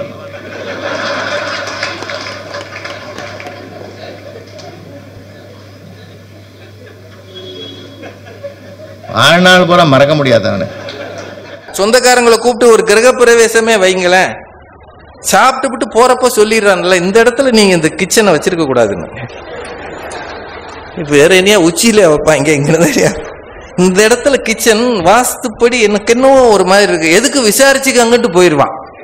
அவ்வளவுதான். அந்த அம்மா அதான் நான் தலையோட அடிச்சுக்கிட்டேன், என்னாச்சு இந்த ஆளுக்கு ஒண்ணுமே புரியாது, என்னாச்சு இங்க நான் வைக்காதையான்னு சொன்னேன், என்னாச்சு அவன் தான் பொருத்தி வச்சுட்டு போயிருக்கான்.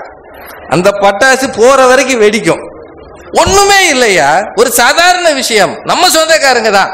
ஆனா அவங்களே வந்துட்டு போகும்போது எத்தனை குறை சொல்கிறார்கள். ஆனால் குறைகளை காணாமல் குறை ஒன்றும் இல்லை என்று போவதற்கு ஒரு சிலருக்கு தான் வாய்ப்பு இருக்கிறது, ஒரு சிலருக்கு தான் மனசு இருக்கிறது. அதை செய்வது என்பது சாதாரண விஷயமா? நீங்க செய்வது ரொம்ப சின்ன விஷயமா இருக்கலாம், நாம கொடுக்கறது 10 ரூபாயா இருக்கலாம், 100 ரூபாயா இருக்கலாம். இப்ப நாங்க மதுரையில கம்பன் கழகம் ஒண்ணு நடத்தினோம். கம்பன் கழகம் ஒரு 12 வருஷம் நடக்கிறது. நிறைய பெரிய மனிதர்கள் பணம் கொடுக்கறாங்க. ஆனா அந்த 3 நாள் விழாவிலையும் முடிச்சிட்டு ஒரு தாயும் ஒரு மகளும் வந்து ஓரமா நின்னாங்க, ரொம்ப ஓரமா அப்படி பணிவா நின்றுட்டு இருந்தாங்க. அந்த அம்மாவுக்கு ஒரு 60 வயசு இருக்கும், அவங்க மகளுக்கு ஒரு 30 வயசு இருக்கும், ரொம்ப வசதிக்காரங்க இல்லை, இப்படி ஓரமா நின்றுகிட்டே இருந்தாங்க.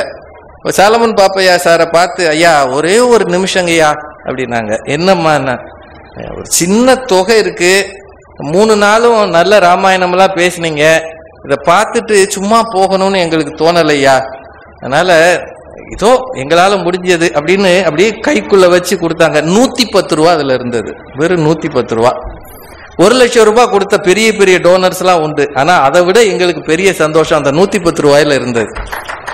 காரணம் அவர்கள் இதயத்திலிருந்து வந்த ஒரு கொடை. அது இவருக்காக அவருக்காக என்று வந்ததல்ல. என்னாலும் எதையாவது செய்ய முடியும் என்கிற எண்ணம் இருக்கிற வரை இந்த சமூகம் நல்லா இருக்கும். அதாங்க உண்மை. நேபாளத்துல இதெல்லாம் வேண்டாம் இல்ல, இது மாதிரி யாராவது வந்தா 2-3 காரணம் இருக்கு. ஒண்ணு நிறுத்துங்கன்னு அர்த்தம், இது முக்கியமானது, அது வந்து நிறுத்துங்க, இல்லாட்டி சில இண்டிகேஷன்ஸ் உண்டு. சில ஆள் போகவும் போகாது, பட்டிமன்றங்களே சில ஆள் 100 பெல் அடிச்சாலும் அங்க வந்து ஏன்னா காது கேட்கலன்றாங்க. என்ன எனக்கு அரை மணி நேரம்னா 40 நிமிஷமா பரவாயில்ல பேசலாம், சாப்பாடு ரெடி ஆகிற வரைக்கும். அப்படி ஒரு சிக்கல் இருக்கு இதுல. இந்த இப்ப நீங்க எல்லாம் ரோட்டரி மீட்டிங் சில ஹோட்டல்ல பண்ணுவீங்க பாருங்களேன், இந்த கிளப் மீட்டிங் எல்லாம். அந்த ஹோட்டல் ரூம்லயே அந்த ஓரத்துல வரிசையா சில ஆள் உட்காந்துருப்பான், நின்றுகிட்டு இருப்பான், ஒவ்வொன்றிலையும் தட்டு வச்சு உள்ளுக்குள்ள அந்த தீ எரிஞ்சுக்கிட்டே இருக்கும், சிக்கன் மட்டன் எல்லாம் ரெடி ஆயிட்டு இருக்கும். இந்த பேச்சாளர் ரொம்ப நேரம் பேசினாருன்னா அவன் ஒண்ணுமே செய்ய மாட்டான், 2 தடவை மூடியை திறந்து மூடுவான். அங்க இருந்து வாசனை இங்க வந்தா எல்லாம் அப்படி திரும்பும். அப்படின்னா என்ன அர்த்தம், வாயா வந்து சரியா, உன்னை நிறுத்துறதுக்கு இதான் வழி. அது மாதிரி இல்லைன்னா பரவாயில்ல, இன்னொரு 10-15 நிமிஷம் எடுத்துக்கலாம்ல. நேபாளத்துல வந்த பூகம்பத்துக்கு நிறைய பேர் உதவி செஞ்சாங்க. இந்தியாவிலிருந்து நம்முடைய பிரதமர் நிறைய பணம் கொடுத்தாரு. நம்முடைய ரெஸ்கியூ டீம் எல்லாம் போனாங்க. அவங்க போய் அந்த டிசாஸ்டர் ரெக்கவரியா மேனேஜ்மெண்ட் டீம் எல்லாம் போய் அவங்கள காப்பாத்தினாங்க. ஆனா மீடியாவை மட்டும் அவன் போக சொல்லிட்டான் திரும்பி. நீங்க கவனிச்சீங்களா? அத இந்தியன் மீடியா உடனே கிளம்பி போயிரு. இங்க நேபாளத்துக்குள்ள இருக்கக்கூடாதுன்னு நேபாள் கவர்மெண்ட் நம்ம டிவி கேமராக்காரங்களாம் தூக்கி விட்டாங்க. காரணம் என்ன தெரியுமா? நம்மளுக்கு உடனே சென்சேஷனல் நியூஸ், பிரேக்கிங் நியூஸ், அடியிலிருந்து ஒருவர் கால் இல்லாமல் காப்பாற்றப்பட்டார் அப்படின்னு இங்க நியூஸ் காட்டிக்கிட்டு இருக்கான். இன்னொருவரது வேதனையும் துடிப்பும் நமக்கு செய்தியாக இருக்கிறது. அது செய்தி இல்லையா, ஒரு உயிரின் துடிப்பு. அதனால அவன் பார்த்தான், கேமரா வச்சுக்கிட்டு மைக்கு கையில பிடிச்சா யாரும் இங்க இருக்கக்கூடாது, ஓடி போயிருன்னு துரத்தி விட்டான். நம்ம ஊர் அப்படி ஆயிடுச்சு. ஆக்சிடென்ட் ஆனா கூட உடனே சைட்ல இருந்து என்ன சொல்ற, எத்தனை பேரு ஃபேட்டல் தானே போயிட்டாங்களா இல்லையா, அரைக்குறை தான் அடியா, அப்ப பரவாயில்ல போலாம். அடிச்சா நல்லா அடிக்கணும்ன்ற நினைப்பு நமக்கு வந்துருச்சு இல்ல, இனியா அடிச்சிருக்கான். சின்ன பையலே பாருங்க, அவன் இந்த இதுல விளையாடுறான் பாருங்க, கம்ப்யூட்டரா அது என்னது லேப்டாப்பு ஐபேட்லாம் அவன் விளையாடுற கேம் எல்லாமே துப்பாக்கி வச்சு சுடுறாங்க, ரத்தம் அப்படியே தெரிக்குது, சூப்பர்ன்றான். நாங்க அந்த காலத்துல எம்ஜிஆரும் நம்பியார் சண்டை போட்டா கீழே குனிஞ்சுக்குவோம். அது எம்ஜிஆருக்கு இவ்வளவுன்னு தான் ரத்தம் வரும் இந்த ஓரத்துல. உலகத்திலே சென்டிமீட்டர் அளவுல ஒரு காயமோ அதுல சொட்டு சொட்டா ரத்தமும் வந்த ஒரே நடிகர் எம்ஜிஆர் தான். அதை அப்படி தொடச்சிட்டாருன்னா வீரம் வந்துடும். அதுக்கப்புறம் அவன் தீந்தான் போட்டு ரவுண்டு கட்டிடுவார், இப்படின்னு தொடச்சி இப்படி பார்ப்பாரு, அவ்வளவுதான் அவன் தீந்தான். இதுக்கு நாங்க குப்புறப்படுத்துக்குவோம், ரத்தம் பார்க்காத கோஷ்டி. இன்னைக்கு பயலுக ரத்தத்திலேயே குளிக்கணும்ன்றான், அடிச்சு. இது மாதிரி காட்சிகள். இந்த தலைமுறை பிறரது வேதனைகளை உணராத தலைமுறையாக இருக்கிறது, பசியை உணராத தலைமுறையாக இருக்கிறது, காசு எப்படி வரும் என்று தெரியாத தலைமுறையாக இருக்கிறது. 1975 76 நாங்களா 20-25 வயது இளைஞர்கள், 15 வயது கணக்கு வேற தப்பா போச்சு. 15 வயசு, நான் 60 தானே பிறந்தேன். அப்போ எங்க வீடுகள்ல அப்போ ரொம்ப அரிசி பஞ்சம் வந்தது. பழைய சாதம் ஒரு சின்ன ஒரு கப், ஒரு போனி மாதிரி இருக்கும், அலுமினியா எவர் சில்வர்ல ஒரு வட்ட அந்த பழைய சாதத்தை போடுவாங்க. கையை அப்படி உள்ள விட்டோம்னா பருக்கையை தேடணும், தண்ணி தான் இருக்கும்.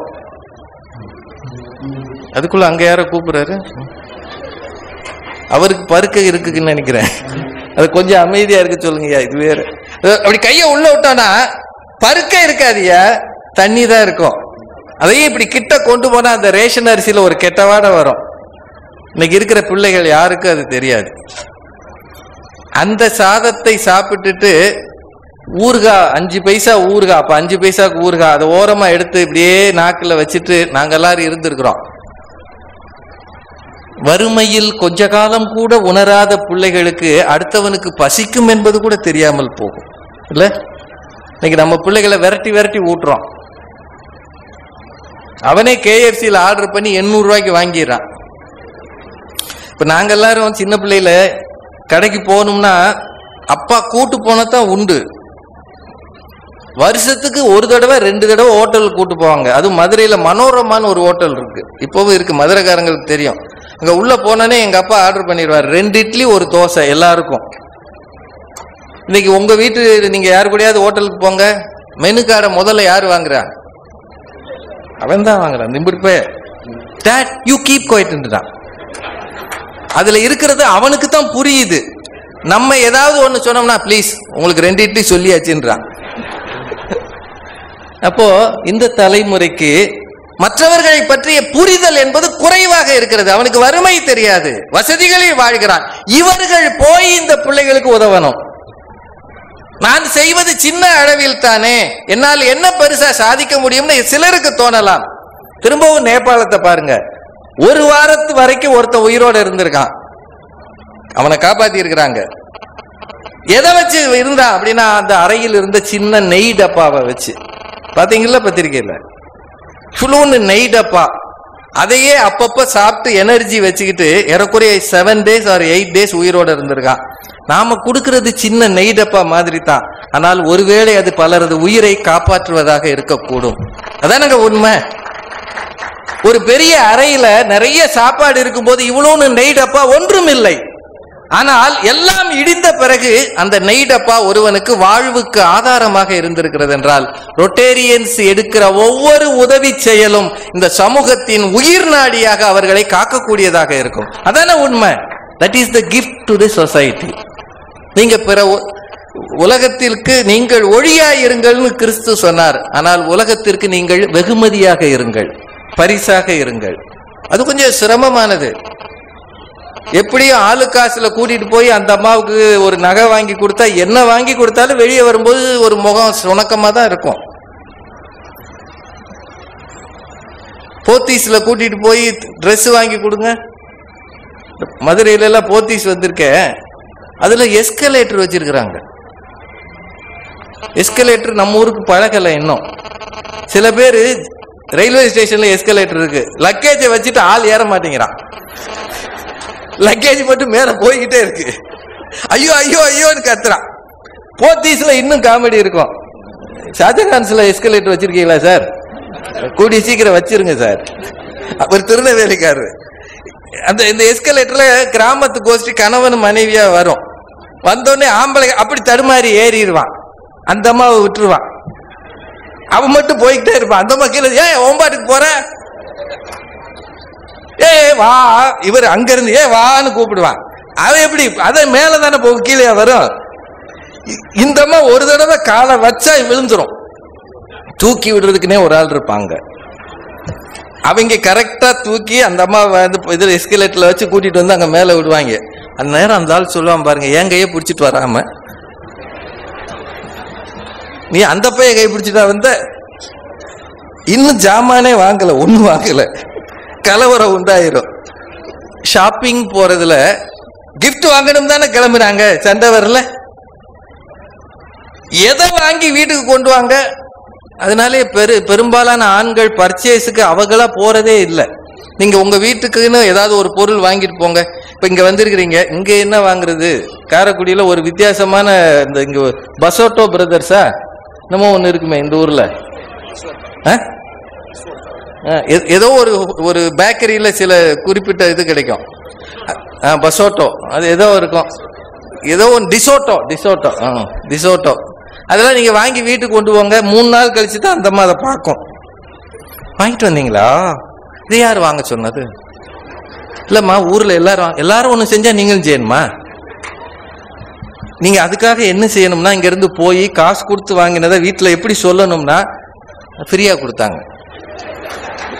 காரைக்குடி ரோட்டரி சங்கம் வந்த எல்லாருக்கும் ஒரு கிஃப்ட் டப்பா கொடுத்தாங்கன்னா, அப்படியா, இனிமே அடிக்கடி அங்கேயே வைக்க சொல்லுங்க.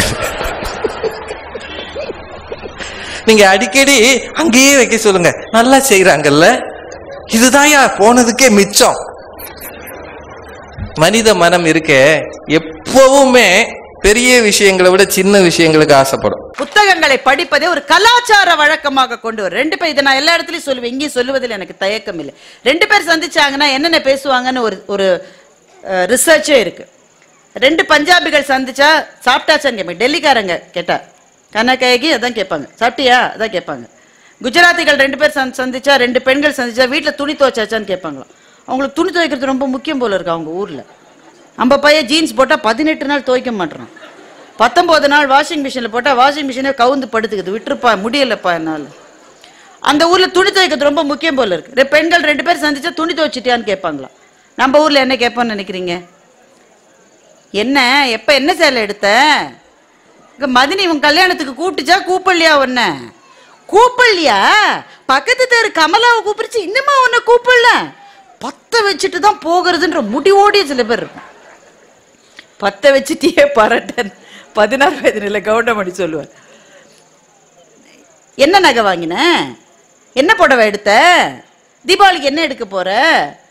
இந்த கேள்விகளைத்தான் கேட்கிறோம். இல்ல ஆண்கள் 2 பேர் சந்திச்சா, என்ன இந்த வருஷமா ப்ரமோஷன் வந்ததா? இந்த வருஷமும் இல்லைன்ட்டான், நீ விளங்க மாட்ட, இந்த மாதிரி தான் பேசுவாங்க.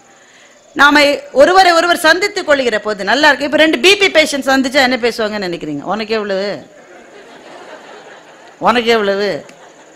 2 சுகர் பேஷண்ட் சந்திச்சா, எனக்கு வந்து ஃபாஸ்டிங்லயே 700 ஆயிருச்சு. அப்ப ஹாஸ்பிட்டல் இருக்க வேண்டிய ஆளு நின்றுட்டு இருக்கான். நாம கலாச்சாரத்தை மாற்றுவோமா? ஒருவர் சந்திக்கிற போது இப்ப என்ன புத்தகம் படிச்சிட்டு இருக்க என்ற கேள்வியை கேட்க ஆரம்பிப்போமா?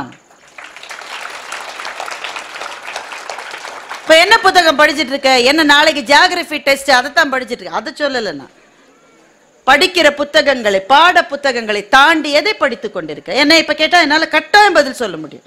என் வாழ்க்கையின் கடந்த 15 வருடங்களில் என்னை பற்றி எனக்கு ஒன்றும் பெரிய மிதப்புகள்லாம் கிடையாது. நிறைய தவறுகள், நிறைய தோல்விகள், அவமானங்கள் எல்லாம் எனக்கு இருந்திருக்கு. ஆனா ஒரு விஷயத்த மாத்திரம் நான் விடாம செஞ்சேன். என்ன கஷ்டமான நாளாக இருந்தாலும் அந்த நாளில் ஒரு 20 நிமிஷமாவது எதையாவது படித்து விட்டு தான் உறங்குவது என்ற வழக்கத்தை மாத்திரம் நான் வைத்துக்கொண்டேன்.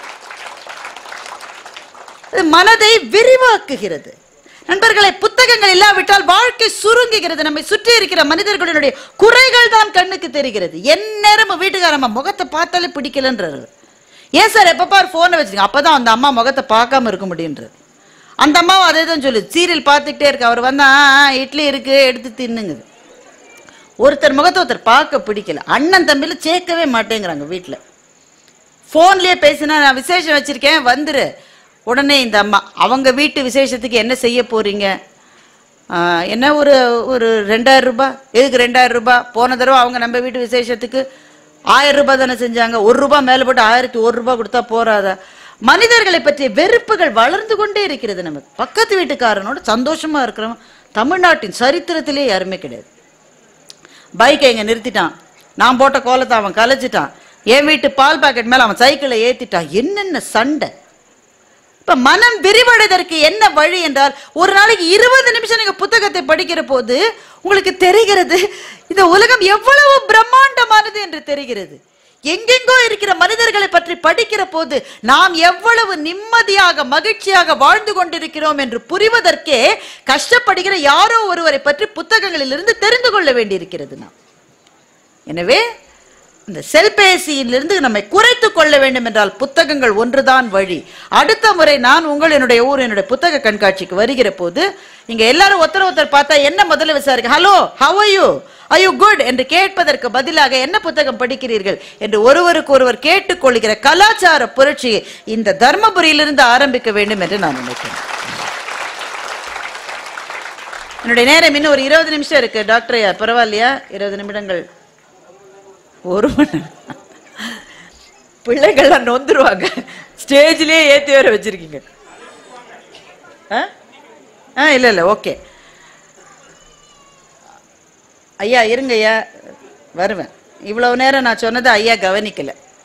நாம் வாழ்க்கை என்பது விழுந்து விடுகிற ஒரு பள்ளத்தினுடைய விளிம்பில் நிற்கின்றோம்.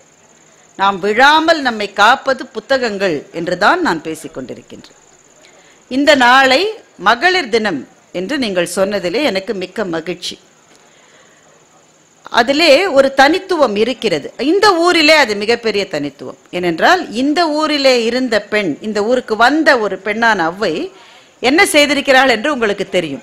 அதியமானுக்கும் தொண்டைமானுக்கும் இடையிலே போர் நடப்பதாக ஒரு போர் சூழல் உருவாகிறது. இந்த போர் சூழல் வந்த பிறகு அவ்வை என்ற பெண் இந்த தகடூரிலிருந்து தொண்டைமான் வசிக்கின்ற காஞ்சிபுரத்துக்கு நடந்தே போயிருக்கிறார். வேற எப்படி போயிருக்க முடியும்? அவ்வையாரால நடந்துதானே போயிருக்கணும். எவ்வளவு நேரம், எவ்வளவு நாட்களா இருக்கு அவ நடந்து போறதுக்கு? நாற்கர சாலைகள் இருக்கிறதா? நமக்கு எஸ்யூவி வண்டிகள் இருக்கிறதா? கூகுள் மேப் இருக்கா? என்ன இருக்கு? ஒரு கிழவி தன்னந்தனியாக நடந்து போயிருக்கிறாள். எதற்கு? போரை நிறுத்த வேண்டும் என்பதற்காக. அப்ப பெண்களை அம்பாசிடர்ஸா நீங்க நியமிச்சீங்கன்னா போர்கள் நின்று போகும் என்பதற்கு அவ்வையினுடைய வாழ்க்கை சாட்சி. இங்க இருக்கிற அத்தனை பேரையும் பார்த்து நான் மனசாட்சியோட ஒரு கேள்வியை கேட்கிறேன். இன்றைக்கு ரஷ்யாவினுடைய அதிபராக புட்டினுக்கு பதிலாக ஒரு பெண் அதிபர் இருந்திருந்தால் யுக்ரைன் மீது போர் தொடுத்திருப்பார் என்று நீங்கள் நினைக்கிறீர்களா? நியாயமாக பதில் சொல்லுங்கள். அதனால்தான் எல்லா இடத்திலும் பெண்களை சரிசமமாக நீங்கள் அரங்கேற்றுகிற போது, எல்லா சிந்தனைகளும் குவிகிற போதுதான் நல்ல கருத்துக்கள் மிளிரும் என்பதற்காக பெண்களுக்கு என்று ஒரு தினத்தை கொடுத்திருக்கிறீர்கள். வாழ்த்துக்கள். அல்ல மேடம் பேசுற போது சொன்னாங்க, எல்லா அட்வர்டைஸ்மெண்ட்லயும் பெண்களை நீங்க கவர்ச்சி பொருளாக ரொம்ப உண்மை. ஒரு அட்வர்டைஸ்மெண்ட்ல பாருங்க, ஒரு நடிகர் ஒருத்தர் ஒரு வீட்டு கதவை தட்டுவார். அந்த அம்மா திறக்கும். நீங்களா எதுக்கு வந்திருக்கீங்க? உங்க வீட்டு டாய்லெட் எப்படி கிளீன் பண்ணுங்க பாருங்க. ஒரு ஆள் வேலையெல்லாம் விட்டுட்டு உங்க டாய்லெட்டை எப்படி கிளீன் பண்றதுன்னு சொல்லி கொடுக்கறதுக்காகவே வந்திருக்கேன். என்னுடைய கேள்வி என்னவென்றால், டாய்லெட்டை கிளீன் பண்ணுவது எப்படி என்பதை ஏன் அந்த வீட்டு பெண்ணுக்கு மாத்திரம் சொல்லி தரீங்க? அந்த வீட்டு ஆணுக்கு சொல்லி கொடுத்தா என்ன? அந்த டாய்லெட் கிளீன் பண்ணக்கூடாதா? என் நேரமும் விளம்பரங்களில் வருகிற பெண்கள் அழகாக காட்சி அளிக்கிறார்கள், செக்கச்சிவேல்னு காட்சி அளிக்க, அப்படியே கூந்தல் பறக்குது. நம்ம கூந்தல் வளரவே தோளு கீழே இறங்க மாட்டேங்குது, அப்படியே கூந்தல் பறக்கிறது. அப்ப ஒரு கிரீமை போட்ட உடனே தன்னம்பிக்கை வருது. என்னங்க தன்னம்பிக்கை வருது, கிரீமே போருமா? அப்ப என்ன மாதிரி பேச்சாளர்கள் என்னங்க செய்யறது? ஒரு கிரீமை போட்ட உடனே தன்னம்பிக்கை வந்து விடுகிறதாம். அப்ப சமையல் அறைக்கு போற அந்த அம்மா ஏதோ ஒரு பொடியை போடுது, அந்த ஆளு வாசல்ல இருந்து அப்படியே அதை முகந்துக்கிட்டே வர்றாரு. ஆண்களை இதை விட நீங்க மோசமா காட்ட முடியுமா? எந்நேர சட்டை கரையை துவைப்பவளும் அவளே, பிள்ளையினுடைய மார்க்குக்காக ஊக்கபானங்களை கொடுப்பவளும் அவளே. ஒரு பெண்ணை நீங்கள் எந்த நேரமும் அறிவு உலகத்துக்கு சம்பந்தம் இல்லாதவளாகவே காண்பித்துக் கொண்டிருக்கிறீர்கள். அறிவு உலகத்தில் நிற்கிறவள் அவள் என்று எப்போது நீங்கள் விளம்பரங்களில் காட்டப் போகிறீர்கள்? அந்த இடம் ஏன் பெண்களுக்கு தேவை என்றால், அவ்வையதற்கு ஒரு சிறந்த உதாரணம். பெண்களால் தான் மிகச் சிறந்த மாற்றங்களை கொண்டு வர முடியும். ஒரு ஸ்லோகன் இப்போதற்கு, ஃபியூச்சர் இஸ் ஃபீமேல், எதிர்காலம் என்பது பெண்களின் கைகளில் தான் இருக்கிறது. இதை நீங்கள் உங்கள் வீட்டு பெண் குழந்தைகளுக்கு சொல்லித்தர வேண்டும் என்ற அவசியம் இல்லை. உங்கள் வீட்டிலே இருக்கிற பெண்களுக்கு இதை சொல்லித்தர வேண்டும் என்ற அவசியம் இல்லை. உங்கள் வீட்டிலே இருக்கிற மகன்களுக்கு இதை சொல்லிக் கொடுங்கள். பெண் என்றவ ஒரு உடல் நினைச்சுக்கிட்டு அவன் வளர்ந்துடுறாயா, 22 23 வயசு மட்டும். உடல் என்பது மாத்திரம்தான் அவனுக்கு தெரிகிறது. அவளுக்கு அறிவு இருக்குன்னு அவனுக்கு சொல்லியே தெரியலையே. அவளும் இந்த உலகத்தில் உன்னோடு கைப்பிடித்துக் கொண்டு இந்த பாதையை மாற்ற வந்தவள் என்று அவளுக்கு நீ சொல்லி தரவில்லையே. இந்த மாற்றத்தை கொண்டு வருவதற்கும் நல்ல புத்தகங்களால் தான் முடியும் நண்பர்களே. நான் மருத்துவமனையிலே இருந்த காலகட்டத்தில், நான் அதை பற்றி ரொம்ப விரிவா பேச விரும்பல, ஏன்னா நிறைய பேசியாச்சு, நீங்களும் கேட்டாச்சு. நான் மருத்துவமனையில் இருந்த காலகட்டங்களில் மருத்துவர் டாக்டர் இருக்காங்க, மேடையிலையும் டாக்டர் இருக்காங்க. ஒரு பேஷண்ட்டை எது காப்பாற்று? நல்ல மருத்துவமனை, நல்ல மருத்துவர்கள், நல்ல கூட இருந்து நம்ம கவனிக்கிறவர்கள், செவிலியர்கள், நம்ம குடும்பத்தில் இருக்கிறவங்க சில பேர் ஆறுதலா இருக்கணும். நம்மளை பார்த்த உடனே பிழிய உனக்கு போய் இப்படி வந்து விட்டதுன்னு உள்ளதும் போச்சுடான்னு ஆயிரும். நீ நல்ல தேறி வருவ, you're okay, you're all right, அப்படிதான் சொல்லணும். இது எல்லாம் தேவையான, இது எல்லாம் தேவை. இது எல்லாவற்றையும் விட எழுந்து வருவதற்கு மிகப்பெரிய தேவை என்னவென்றால், என்னால முடியுண்டான மனசுக்குள்ள ஒரு வைராகியம் இருக்கு பாருங்க, அதுதான் ஒரு பேஷண்ட்டை காப்பாத்தும். அதுதான் ஒரு பேஷண்ட்டை காப்பாத்தும். இப்போ இவ்வளவு பயணங்கள், அலுவலகத்தில் ஒரு வேலை, எனக்கு கீழே வேலை செய்கிறவர்கள், பரபரப்பான ஒரு வாழ்க்கை, என்னுடைய மகள்கள், என்னுடைய வீடு, என்னுடைய சமையலறை, இவ்வளவு பரபரப்பான வாழ்க்கையிலிருந்து அப்படியே கட் பண்ணி அப்படியே மருத்துவமனை படுக்கையில 22 நாள் இருந்த போது நம்முடைய தன்னம்பிக்கை சுருங்கும் நண்பர்களே, தன்னம்பிக்கை சுருங்கும். இப்படி ஆயிடுச்சுன்னா, எந்திரிக்கவே முடியலன்னா, இல்லை சில பேருக்கு என்ன விசாரிக்கிறதுன்னு தெரியாது பேஷண்ட்ஸ் கிட்ட. இப்போ எனக்கு மூளைக்கு போகிற அந்த பாதையில ஒரு பிரச்சனை என்று வந்தது, டாக்டர்ஸ்க்கு தெரியாது, அன்யூரிசம் என்கிற ஒரு பிரச்சனை. அது வந்தா முதல்ல என்னன்னா, ஒருவேளை கோமால போறதுக்கான வாய்ப்பு உண்டு, அது சரியாயிடும். அப்படி வந்தா கூட ஒன்றும் பயப்படுறதுக்கு இல்லை. சில பேர் வந்த உடனே அவங்க என்ன டெஸ்ட் பண்றாங்க, உன் பேர் என்ன சொல்லு, என் பேரே தெரியாத நிலைமையில என்ன இருக்கு, நான் யாருன்னு தெரியுமா சொல்லு. உண்மையில அவர் யாருன்னு எனக்கு தெரியல, என்னன்னா அவர் பார்த்ததே இல்லை, அது மட்டும் உறவுக்காரங்க அன்போடு விசாரிக்கிறாரு. உனக்கு ஞாபகம் இருக்கா, இன் 1992 நேற்றுக்கு நடந்தது நமக்கு ஞாபகம் இல்லடா, நான் உனக்கு என்னை டெஸ்ட் பண்றாங்களாம்.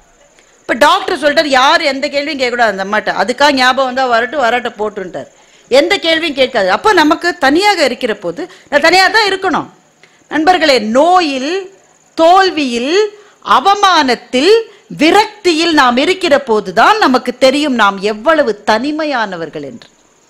சுத்தி 100 பேர் இருப்பான், கணவன் அல்லது மனைவி இருப்பாங்க, வாயில சாப்பாட்டை கொடுப்பாங்க, பிள்ளைங்க இருப்பாங்க, அப்பா அம்மா இருந்தா தினம் அழுதுட்டு பிரார்த்தனை பண்ணுவாங்க. எனக்காக எத்தனை பேர் பிரார்த்தனை செய்தீர்கள், அது எனக்கு தெரியாது இல்லையா. நான் மருத்துவமனையில் இருந்த போது, இந்த உலகத்தில் உங்களுக்கு எவ்வளவு பேரும் இருக்கலாம், ஆனால் ஒவ்வொரு மனிதனும் தோல்வியின் பாதையில் நடக்கிற போது, அவமானத்தின் பாதையில் நடக்கிற போது அவனுக்கு ஒரு விஷயம் தெரியும், இந்த உலகத்தில் தனியாக வந்தோம், தனியாகத்தான் போவோம் என்பதுதான். You are born alone and you have to go alone.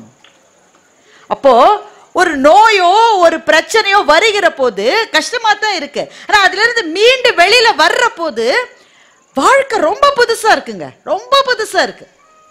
அதுவரை நம் மனத்திலே இருந்த சில நெருப்புகள் மனசுல எரிஞ்சிட்டு இருக்கோம்ல, அது கட்டாயமா எல்லாருக்கும் இருக்கும். அப்பெல்லாம் எதுவுமே கிடையாது. நான் உலகத்தில் எல்லாரையும் நேசிக்கிறேன், பொய். சில பேரை நமக்கு பிடிக்காது, ஒத்துக்கிட்டா என்ன நமக்கு? சில பேரை பிடிக்காது நமக்கு. அது உறவுக்காரங்களே சில பேர் இருக்கலாம். சில உறவுக்காரங்க தவறு கண்டுபிடிச்சிட்டே இருப்பாங்க.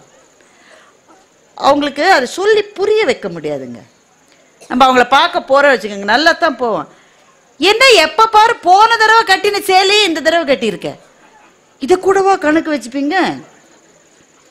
என்ன நீ குழம்பு வச்சா வர வர சரியாவே இருக்கமா? அவங்களுக்கு நல்லா இருக்கு, சூப்பர், அப்படியே ஒரு வார்த்தை அவங்க சரித்திரத்திலேயே வர. உங்க வீட்டுக்காரரை யோசிச்சு பாருங்க, எப்படித்தான் மனுஷன் வாழறாரு. இந்த குறை சொல்லுவது என்பது ஒரு நோய். ஆனா பாவம் அவங்களுக்கு தெரியல, தான் நோயாளின்னு தெரியல, சொல்லிக்கிட்டே இருப்பாங்க திரும்ப திரும்ப. இந்த மாமியார் மருமகள் உறவில் பிரச்சனை வருவதற்கு மிகப்பெரிய காரணமே இந்த குறை சொல்லுதல் தான். ஒருத்தர் குறை சொல்லிப்பாங்க. இந்த பொண்ணு வெளியில வந்து சொல்லுவேன், எங்க அத்தைக்கு எந்நேரம் பின்னாடியே நின்றுட்டு இருக்கு. நான் என் வீட்டுக்காரரை ஒரு தடவை பார்த்து சிரிச்சேன். குடும்ப பொண்ணு நடுவில் எல்லாம் சிரிக்க கூடாதுன்னு. சிரிக்கிறதுக்கு என்ன, குடும்ப பொண்ணு என்ன, நடுவில் என்ன? என் நேரமா எங்க அத்தை குறை சொல்ல. அந்த அம்மாவுக்கு அந்த பொண்ணை பத்தி அவ்வளவு குறைகள் இருக்கு. எப்படித்தான் இதெல்லாம் பெத்து வளர்த்தாங்களோ. குறைகள் குறைகள் குறைகள். இப்ப இந்த குறைகள் மாறும் நீங்க நம்புறீங்களா? உண்மையா சொல்லுங்க.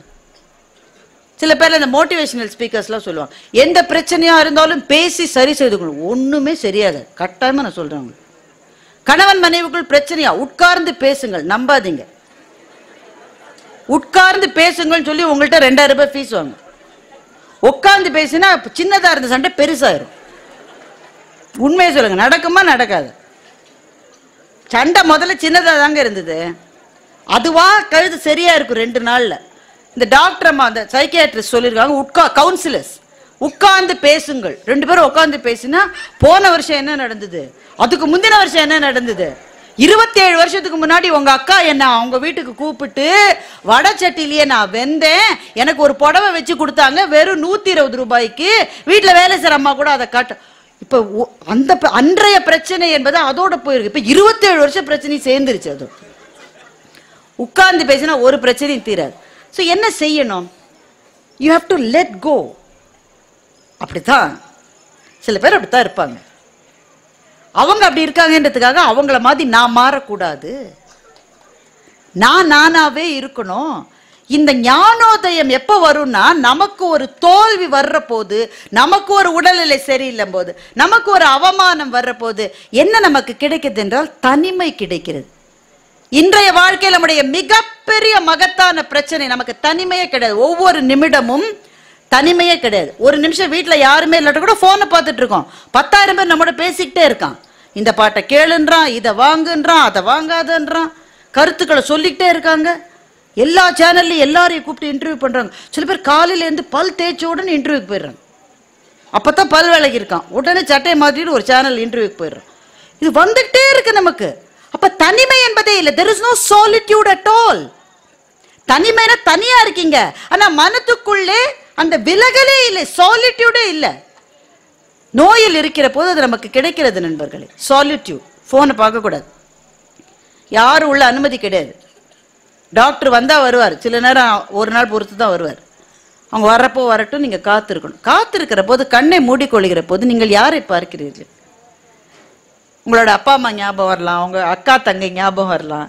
அக்காவோட நேற்றுக்கு சண்டை போட்டிருந்தா கூட அந்த நேரத்துல மனசு சே அவளை ஒரு தடவை பாப்போம்மா இனிமேன்னு தோணுது இல்லை?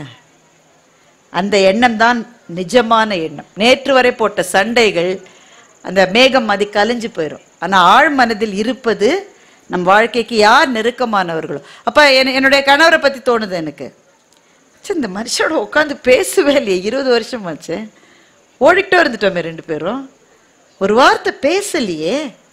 சொல்ல வேண்டியது எவ்வளவு பாக்கி இருக்கிறது நண்பர்களே. வேற யார்கிட்ட நீங்க பேசலனாலும் பரவாயில்ல, தனிமையில் இருக்கிற போது நீங்கள் நன்றி சொல்ல வேண்டியவர்களுக்கான பட்டியல் ஒன்றை உங்களுக்குள் உருவாக்கி கொள்ளுவீர்கள். யாருக்கு நன்றி சொல்லணும்? முக்கியமா வாழ்க்கை துணைவிக்கு அல்லது வாழ்க்கை துணைவனுக்கு. கடைசி மட்டும் அவங்க தான் வருவாங்க, அவங்க தான் வருவாங்க. அப்பா அம்மா ஒரு கட்டத்தில் அவங்க விடை பெறுறாங்க தானே. பிள்ளைகள், மலையிலிருந்து நதிகள் குதித்து ஓடத்தான் நீ செய்யும். எந்த மலையாவது நதியை பார்த்தா ஐயோ என்னை விட்டு நீ போயிடாத, நீ இல்லாம இருக்க மாட்டேன், நதியை திரும்பி வாங்கிக்குதா எந்த மலையாவது? ஒவ்வொரு மலையும் நதிகள் குதித்து ஓடுவதை மகிழ்ச்சியோடு பார்த்து கொண்டு மௌனத்தில் இருப்பது போல ஒரு கட்டத்தில் பெற்றோர்கள் பிள்ளைகள் விலகுவதை பார்த்து கொண்டு மௌனத்தில் இருக்க வேண்டும். மௌனத்தில் இருக்கிற போது அந்த மனநிலை வர வேண்டும் என்று சொன்னால் நீங்கள் அதற்கு தயாராக வேண்டும். Solitude helps you. இந்த தகவல் உங்களுக்கு பிடிச்சிருந்தா லைக் பண்ணுங்க, உங்க ஃப்ரெண்ட்ஸுக்கு ஷேர் பண்ணுங்க, மறக்காம எங்க சேனலுக்கு சப்ஸ்கிரைப் பண்ணுங்க.